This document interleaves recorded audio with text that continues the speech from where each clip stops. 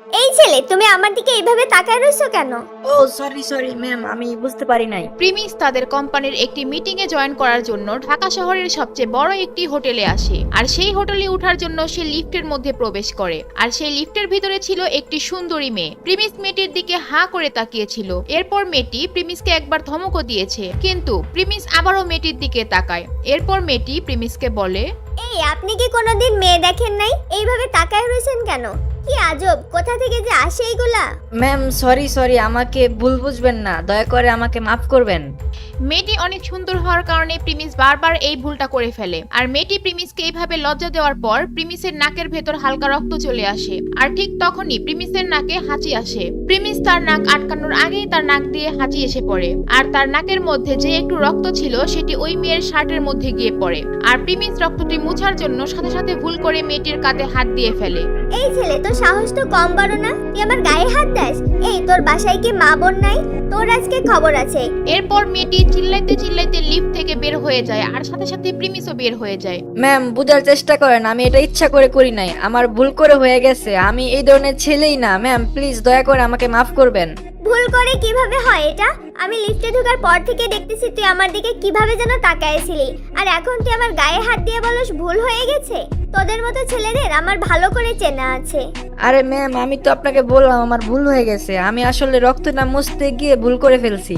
এরপর সেখানে সেই হোটেলের দুজন গার্ড এসে উপস্থিত হয় এবং তারা এসেই জিজ্ঞেস করে এখানে কি সমস্যা হয়েছে। আর সেই মেয়েটি বলে, এই ছেলেটি আমার সাথে ইভটিজিং করার চেষ্টা করতেছে। প্রথমে হেঁচি দিয়ে আমার শার্টের মধ্যে রক্ত লাগাইছে, তারপর ওই রক্ত মোছার বাহানা করে আমার গায়ে হাত দিছে। কিরে, তোর তো সাহস কম বড় না, মেয়েদের সাথে নোংরামি করতে যাস? এই, তোর এই হোটেলে ঢুকতে দিছে কে?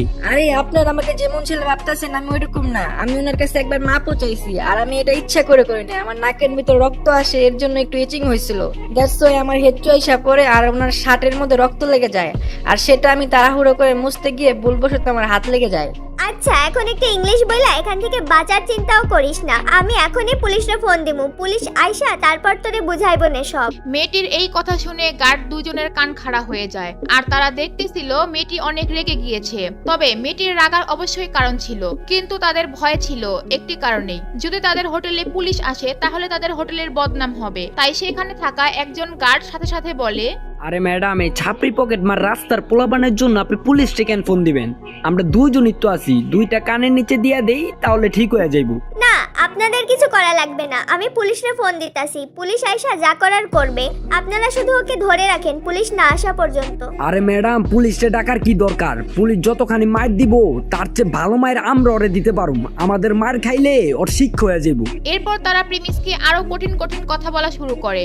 আর যখন প্রিমিস বুঝতে পারে গার্ডগুলো তাকে মারতে আসবে, তখনই প্রিমিস বলে, না অনেক হয়েছে, আমি এতক্ষণ ধরে অনেক কথা সহ্য করছি, এইবার আমি পুলিশে ফোন দিব। পুলিশ আইসা যা করার করবে, দরকার পড়লে এই মামলা কোর্ট পর্যন্ত যাবে। আর আপনারা দুজন যদি এরপর আমার সাথে খারাপ ব্যবহার করতে আসেন বা আমার গায়ে হাত দেওয়ার চেষ্টা করেন, তাহলে আমি আপনাদের নামে মামলা করে দিব।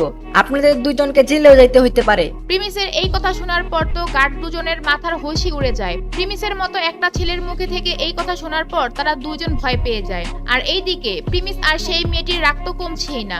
এরপর তারা কি করবে বুঝে উঠতে পারে না, তাই হোটেলের ম্যানেজারকে ফোন দেওয়ার কথা চিন্তা করে। আর ওই সময় মেয়েটির ফোনে একটি কল আসে। হ্যালো স্যার, আমি আসতেছি, আমি খুব কাছাকাছি আছি।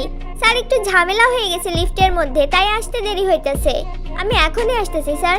মেয়েটিকে তার বস ফোন দিয়েছিল, কারণ সেও একটি মিটিং এর মধ্যে জয়েন করবে, আর তাই তাকে তার বস ফোন দিয়েছে। এরপর মেয়েটি প্রিমিসকে বলে, আজকে আমার মিটিং তোমারে বাঁচায় দিল, কিন্তু চিন্তা করিস না, আমি মিটিং থেকে বাইর হইয়া দেখামু তোরে আমি কে। এরপর মেয়েটি তার ফোন দিয়ে প্রিমিসের একটি ছবি তোলে আর সেখান থেকে চলে যায়। আর এইদিকে প্রিমিসও তার মিটিং এ জয়েন করবে বলে সিকিউরিটি গার্ড দুইজনকে জিজ্ঞেস করে, এই 211 নাম্বার রুমটা কোন দিকে, আমাকে একটু তাড়াতাড়ি বলেন। আপনি 211 নাম্বার রুমে যাবেন? 211 নাম্বার রুমে তো বাংলাদেশের এক বড় কোম্পানির চৌধুরী গ্রুপের মিটিং আজকে, সেখানে নাকি তাদের বস আসবে। আপনি সেই রুমে যাবেন? হ্যাঁ, আমি ওই রুমেই যাব। আপনারা আমাকে বলেন রুমটা কোন দিকে। এই তো সামনে গিয়ে একটা সিঁড়ি আছে, ওইটা দিয়ে উঠে ডান দিকে রুমটাতে গেলেই হবে। আর স্যার, আমাদেরকে মাফ করবেন, আমরা আসলে বুঝতে পারি নাই, ম্যাম অনেক উত্তেজিত ছিল তো আমরা কি করব বুঝি নাই। এরপর প্রিমিস তাদেরকে ইটস ওকে বলে সেইখান থেকে যেতে থাকে। আর ভাবতে থাকে, একটু আগে যারা তাকে মারবে বলে হুমকি দিয়েছিল, এখন তারাই আবার তার কাছে মাফ চাচ্ছে। প্রিমিসের সাথে ঘটে যাওয়া প্রতিদিনের ঘটনা থেকে সে নতুন নতুন সবকিছু শিখতে থাকে। টাকা আর ক্ষমতা যে মানুষকে অন্ধ করে দেয়, সে এই জিনিসগুলা খুব কাছ থেকে উপলব্ধি করছিল। আর এইদিকে সেই মিটিং রুমের মধ্যে সবাই প্রিমিসের জন্য অপেক্ষা করছিল। আর সেই মিটিং রুমের গেটের সামনে দাঁড়িয়ে ছিল বারেক মিয়া। সে প্রিমিসের জন্য অপেক্ষা করছিল আর সবকিছুর খেয়াল রাখছিল। আর ঠিক সেই সময় ওই রুমের মধ্যে উপস্থিত হয় সেই মেয়েটি, যে মেয়েটির সাথে প্রিমিসের এত ঝামেলা হলো। স্যার সরি স্যার, একটু দেরি হয়ে গেল। লিফটের মধ্যে একটা বদমাইশ ছেলের জন্য লেট হয়ে গেছে স্যার। আচ্ছা, প্রেমিস চৌধুরী কি এখনো আসছে এখানে? যেই প্রিমিসের সাথে লিফটের মধ্যে এত ঝামেলা করলো, এত অপমান করলো, সেই প্রিমিসের পরিচয় যখন মেয়েটি পাবে, তখন সে জানতে পারবে প্রিমিস চৌধুরী তার বসেরও বস। তখন কি হবে, মেয়েটি কি করবে তখন, সেগুলো জানতে চাইলে অবশ্যই দিবস গেমিং এর ইউটিউব চ্যানেল সাবস্ক্রাইব করে রাখেন। আর দিবস গেমিং এর এই কার্টুন ভিডিওগুলো আপনারা কবে থেকে দেখেন বা দিবস গেমিং কে কবে থেকে চিনেন, সেটা কমেন্ট করে অবশ্যই জানাবেন। আজকের ভিডিওতে 5000 কমেন্ট আসলে পরের ভিডিওটি তাড়াতাড়ি পাবেন।